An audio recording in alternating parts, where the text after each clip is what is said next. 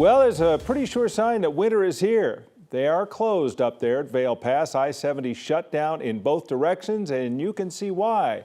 Pity those poor people, because we'll be seeing these pictures throughout winter, but this is one of those days where Vail Pass has become a parking lot. It's a safety closure. You can see the backup of all the cars with all that snow on the ground. Yeah, it comes quickly, sneaks up on you, Kathy, and then here we go. And then we see those images throughout the winter. Yeah, we're going to call a weather impact day for half of the day on Monday, you guys, because we think we'll see the season's first snowfall in Denver overnight tonight through the drive tomorrow morning. Anywhere from a half an inch to maybe even 3 inches in the western and southern suburbs. So that could certainly slow the morning drive. This system coming in is really the start of an unsettled weather pattern. We've got a chance for snow several days this week. The heaviest snow is coming down in the high country this hour, and that will be the trend tonight, tomorrow, and most of the week. We have winter weather and travel advisories out. In Denver, scattered rain showers, and look at, well, it's dark. 49 degrees currently in Denver, down from a high of 56 degrees. So we're starting to see those numbers come down. The winds, thankfully, have not been a big issue for us today, but the wind could create some areas of blowing snow for those of you traveling I-70 over Vail Pass and over some of the higher passes. For Denver, it's going to be scattered rain showers like we're seeing on radar now, mixing with snow later tonight. Winter weather and travel advisories cover the mountains, the western and southern suburbs. Close to Denver, it's possible. Some areas around Kiowa, Elizabeth, down in Douglas County could see 2-3 inches of snow.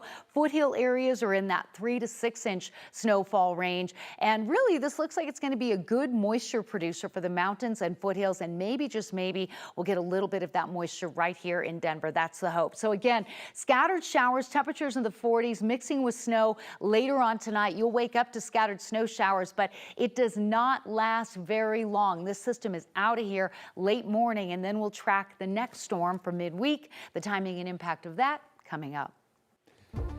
The owners of the troubled apartment complexes in Aurora that claimed their buildings were overtaken by Venezuelan gangs are now facing an investigation themselves. Documents obtained by 9 News Investigates shows the Colorado Attorney General's office has issued subpoenas to CBZ management over recent months.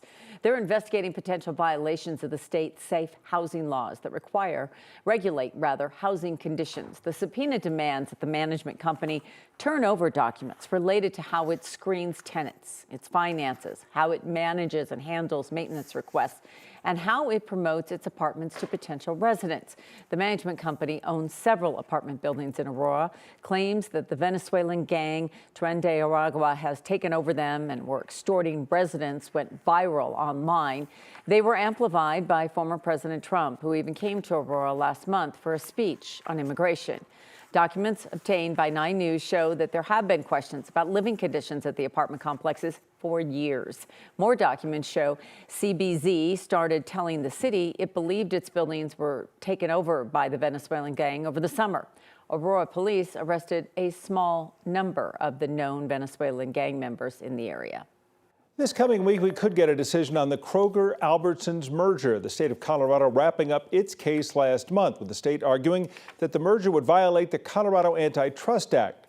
The state's Attorney General, Phil Weiser, says if the merger were to go through, that would lead to less competition, as well as damaging worker rights and bring higher grocery prices. And now we're in the final push towards Election Day. Only 2 days to go, and the presidential candidates now on an all-out blitz of the battleground states. Former President Donald Trump began his day in Pennsylvania, where he continued to invoke dark rhetoric. While speaking at a lengthy rally, Trump said he thought he shouldn't have ever left the White House, even after he lost the 2020 election. He also said he wouldn't mind if a gunman had to shoot through a group of reporters at his rally if that person was trying to get to him. The next stop for Trump is North Carolina. Meantime, Vice President Kamala Harris spent the day in Michigan, coming off her appearance last night on Saturday Night Live. Harris addressing a Detroit congregation focusing on a message of unity. She later continued to work to try to earn the support of Arab American voters. In the final days before the election, people are imposing their own opinions on other people's lawns. 9 News reporter Janelle Finch is joining us. And Janelle, they're stealing yard signs. We're hearing reports of these thefts from across the country, but I spoke to a woman in Genesee who says to her, it feels personal. For some, who they're voting for in the general election isn't a secret. Absolutely. But Cindy Savage felt silenced.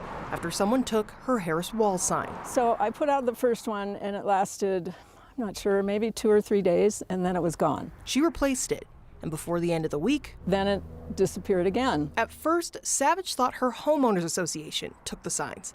She learned it wasn't the HOA, and she wasn't the only victim. In fact, when I talked to friends up here who live up here about this, they told me about other signs that had gotten stolen that were on the opposite side of issues that we support. Savage didn't want to let her yard sit empty. So then I called the Jeffco Dems office in Lakewood to see if they had more signs so that I could pick up more replacement signs.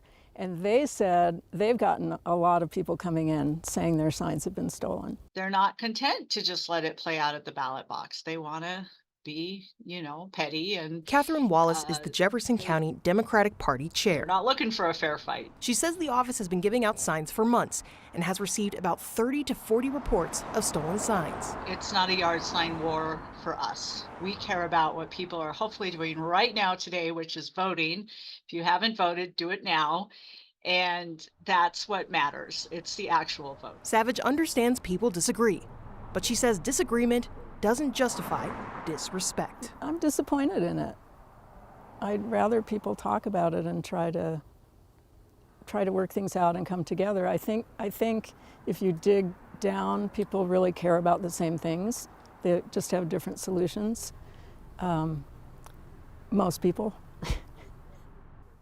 The Jeffco Republican Party chair Nancy Pelosi says her office is dealing with this issue too. She says Trump signs have been reported both as stolen and vandalized around the county.